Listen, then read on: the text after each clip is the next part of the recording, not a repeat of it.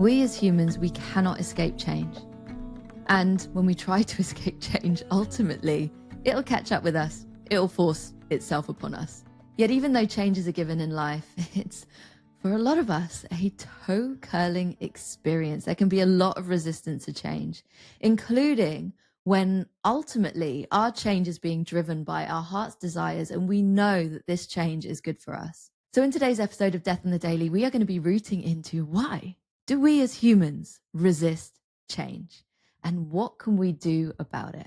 And when I look at my own journey and I think about my resistance to change, I am drawn to my career. And this episode today is actually inspired by my recent chat with Rachel Schofield, who has a book that's all about career change, how you can navigate your career change. And I had a very big career change. I worked in corporate for 14 years. I worked in the entertainment, the advertising world. I worked for really high profile brands, including Formula One, Columbia Records, Geffen Records. And in truth, for the last 5 years of my corporate career, that was when I was in advertising and then when I was in Formula One, I definitely had this little doubt that was just always somewhere in the background asking me, are you really enjoying yourself? Is this really your dream or is this someone else's? But ultimately, I ignored all of them. And I actually had a spiritual teacher who I was working with, a dear friend called Stephanie. And she asked me in one of our sessions, have you ever thought about changing your career? Because this feels like it's a very big question for you around alignment for your career, probably because I'd spent a lot of my sessions offloading about how unaligned my career was. But in that moment, what happened was I got really, really triggered and I actually got angry. I remember being really, really short in my responses and just shut it down. And then after the session was stomping around, unable to really integrate and really reflect on what ultimately transpired was my truth. Because fast forwards a year and I went through the grief of a miscarriage, as well as realizing I have hypothyroid, an autoimmune that is exacerbated by stress, which made me look inwards. And within that looking inwards, I wasn't just focusing on my health. I was also focusing on, is this really truly in alignment? That lightning bolt that grief can send down is so, so powerful in my own personal experience of just shining a spotlight on what is and what isn't in alignment. So at that point, the change was forced upon me. I could not escape it. I had my intuition was just kicking me from within, saying, you are handing your notice in. That's it. You are done. And in my experience, being able to leave and curate a life that is truly in alignment to me has been really, really positive. So all of those fears and everything that was holding me back were completely unfounded. But let's root into a little bit of why we humans resist change. Firstly, our minds are hardwired on predictability. And this is because hardwiring is really rooted in our survival. That is what we're all about. That's where our instincts come from. And for us to survive, it's all about predictability. It's all about moving in parameters that we know are safe. But what this means is that for us humans, even when we are thinking of a positive change, that to our mind can be seen as a threat, even if it's something that's going to be really positive on the other side. And if we look a little deeper into psychology, loss aversion was coined by Tversky and Kahneman. And this is where we focus much more on what we stand to lose instead of what we stand to gain. So if you think about us when we're on these career transition pivots, or just anyways in general around any big changes to our life and our lifestyle, what we focus in on is, for example, in my pivot from corporate career into small business owner, for me, what I was focusing on was, I'm not going to be a head of marketing for a massive global brand. I lose the status and I lose the recognition. I lose the regular monthly paycheck. I lose. All of these different losses, focusing much more on that, which took me away at certain points from actually, let me look at what I stand to gain. I stand to gain the freedom to build my business and my lifestyle in a way that is aligned to me and my values, to be able to build a working schedule where I've got the flexibility and where I can work from home and I can go for walks in the forest at any time of the day. And again, even if we deep down know that this change is going to be positive, ultimately what loss aversion can do is it just throws up a whole heap of the negatives. And this is all really rooted in the fact that because of our survival instinct, we humans have a negativity bias. So we focus much more on the negative than we do on the positive. Then there's the identity aspect. So when we go through change, whether it's chosen or it happens to us by force, what change can do is really challenge our identity and how we see ourselves in the world. What's our place in the world? And for me in my career, this has been particularly pertinent because I spent the majority of my corporate career over identifying with my work, not really having a deep connection to my identity outside of I'm T from Formula One, I'm T from advertising, I work with these amazing brands, etc. It really, really did govern, I'd say, way too much airtime. So when our identity is so wrapped up in our job or our role, it can be really, really challenging when it's that time to let go. And in our personal transformations, let go is crucial because in order for us to grow and to bloom into new beginnings, for that new growth to come, there has to be a letting go. There has to be a death of the old. And that includes death of former parts of ourselves. And then another side of the resistance to change can be when there's an emotional weight. So for example, if there's an emotional pull of nostalgia, or when we're in these big transitions and we're letting things go, there can also be grief that can surface. So this can just create a whole complicated concoction of feelings that are swirling inside of us. And it's important to note that that emotional weight can surface and does surface when it's things that we really truly want, that we're moving towards. So for example, for me, when I left Formula One, one of the most surprising things was actually that I grieved Formula One. And I never anticipated that because it was very much my choice and a move that I was really excited about. So allowing that space for me to be able to sit and be with my grief and to let it flow through me, to let it process, was really, really important as I was in that first little bit of life on the other side. And finally, in our resistance to change, there's our comfort zones and the fears, the walls, the barriers that can come up when we take those steps out of our comfort zone. So if you think of our comfort zone like we're sitting in a circle, and in that circle, it's called our comfort zone, but sometimes it can be uncomfortable from the perspective of us being really frustrated at the fact that this comfort zone is not in alignment, it's not right for us. But from our mind's perspective, our comfort zone brings safety because we know it. We can do it on autopilot. We know we got this. It's all good. When we take steps out of our comfort zone into the new, we get hit in the face a lot of the times, in my experience on my journey, with fears that come up. And this is because it's a vulnerable place for us as humans, for that mind that really wants to root us into safety when we step into something that is completely unknown. And what this does is that we can go smack into small or very, very large fears and limiting beliefs. And ultimately, when they surface through, their job is to keep us safe by pulling us back into our comfort zone. But actually, what we need to do is understand, how can we stay committed? How can we stay on course for our path to consciously move into changes that are really, really positive for us in this life? So when we're faced with this resistance, how can we move through it? And how can we do it with a heap, as I always say, of grace and compassion? Firstly, vision yourself on the other side of that change. Vision yourself doing whatever your heart is desiring.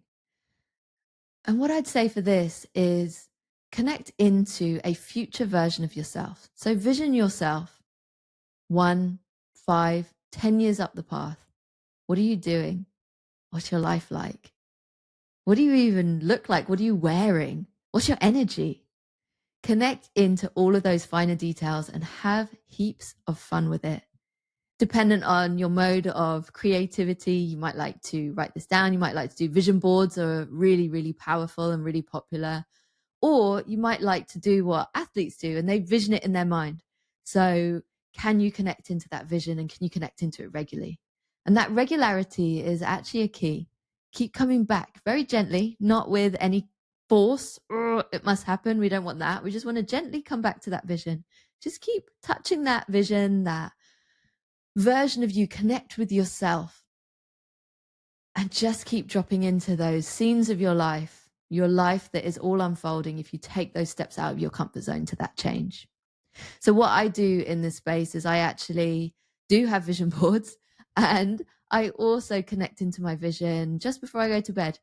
I'll just be lying there and I'll just connect into a scene from my future just as I'm drifting off to sleep. It's a really, really beautiful practice, and it's one that sends me off into my dreams, I hope, with some good vibes as I flow into that subconscious space.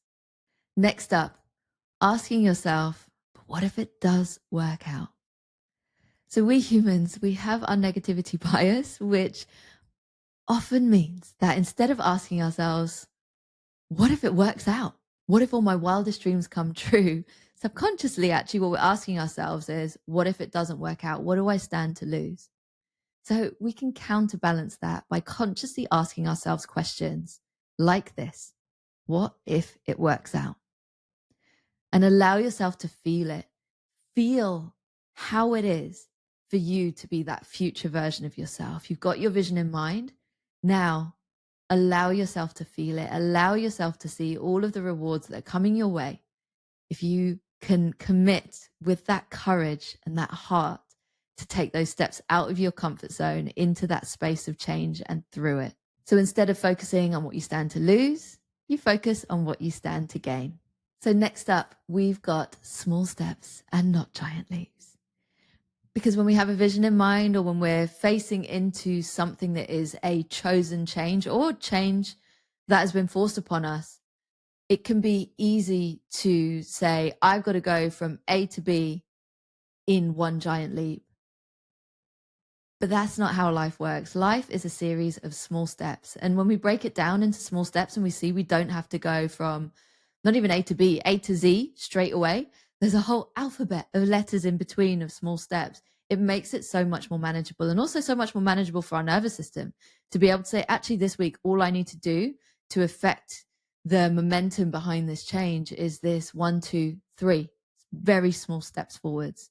But those small steps are meaningful. And make sure that you're celebrating all of these small steps. Don't wait for that finish line. It's for a whole host of neuroscience reasons. It gives us a mood boosting and motivating hit of neurotransmitters that help to propel us up the path if we celebrate all of the small wins along the way. So fourth up, we've got normalizing our fears. And when we are in the midst of change, when we're taking steps out of our comfort zone, when it feels really, really uncomfortable, that resistance, that pull back into our comfort zone, because of all of our fears, can take us to a place where we just want to push those fears down, get them away, get them out of wherever. And I've done that. I've resisted fears, which in turn compounds the resistance to the change. And what that did for me was it put me in absolute freeze mode. I just couldn't move. I got stuck because my nervous system was in such an overdrive. And the reality when it comes to the difficult in life, our fears, is that actually there's a lot of power when we can just shine some spotlight onto them, bring them into awareness, because that brings them into consciousness. It takes them away from being really rooted in our subconscious and that subconscious automatic response that's firing through. Actually, I'm feeling resistance here. What are the fears? Can I bring them out of the shadows and into the sunlight and really understand what's here and be able to, in some way, unpack them, as well as support myself and my nervous system through doing stuff that is really, really nourishing and has self-care rooted in it, like my meditation, like breath work, like yoga, like all of that stuff, just to support my nervous system. And if we can normalize the fears and accept them as just a part of stepping out of our comfort zone, then I think what we start to do is to really understand this is a part of the process, and that's okay. And actually, what I found when I've been navigating changes in my life, like changing my career, is that when I normalize the fact that actually, if I'm feeling uncomfortable as I step out of my comfort zone, I know I'm in the right place. Because when I connect into my vision, I know that that life is completely different to the life that I lead now. So therefore, it requires those uncomfortable steps along the way, and that is okay. And fifth up, we've got mind your inner critic.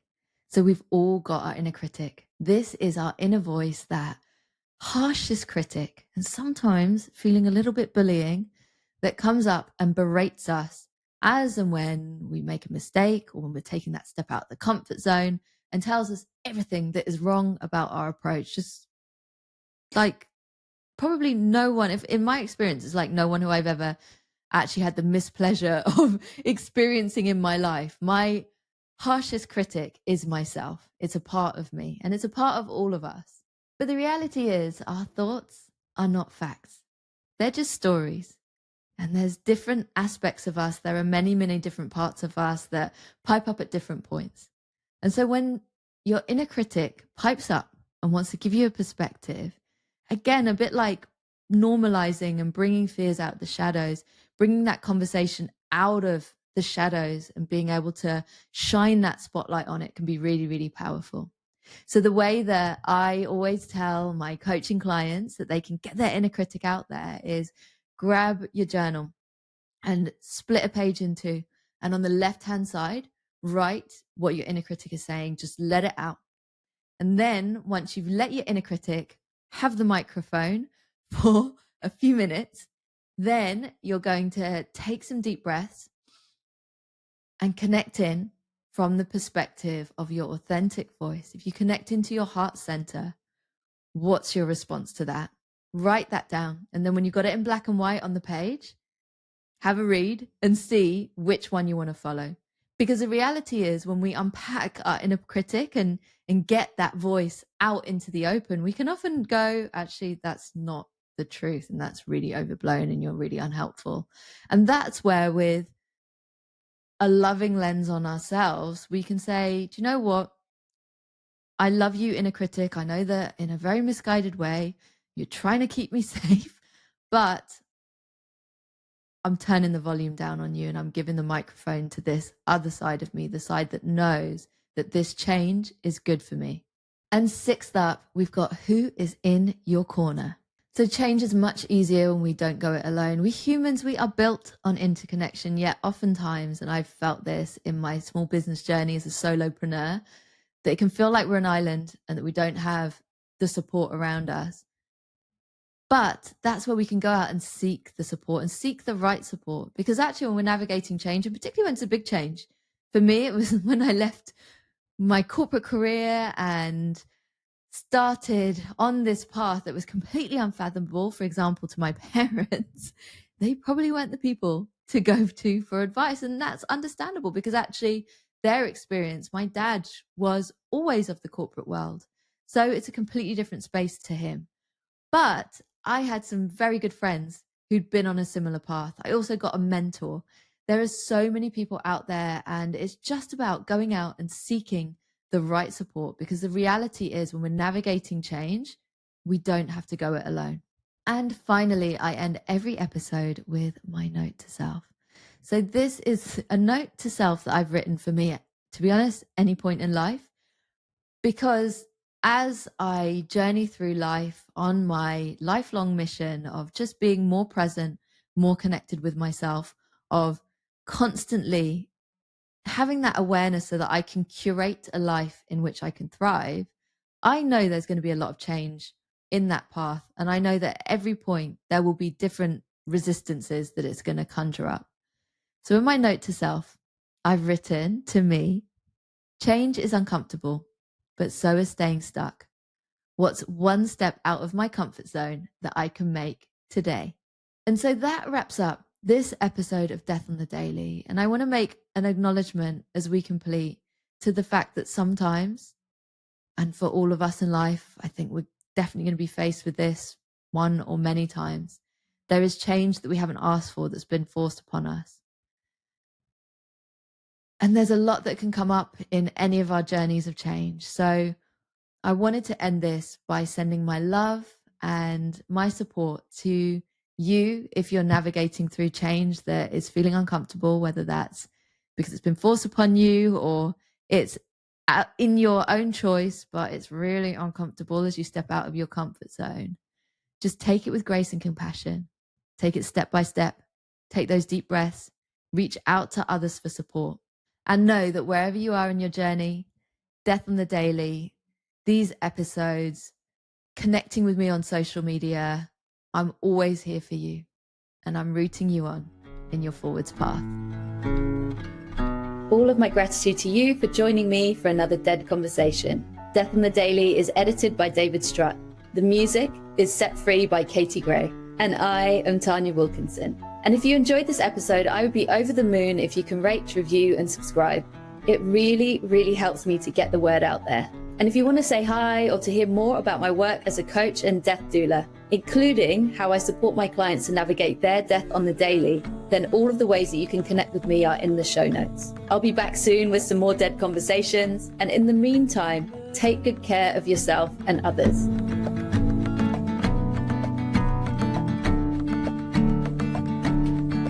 There's a cold fire, there's a crossfire, and there's something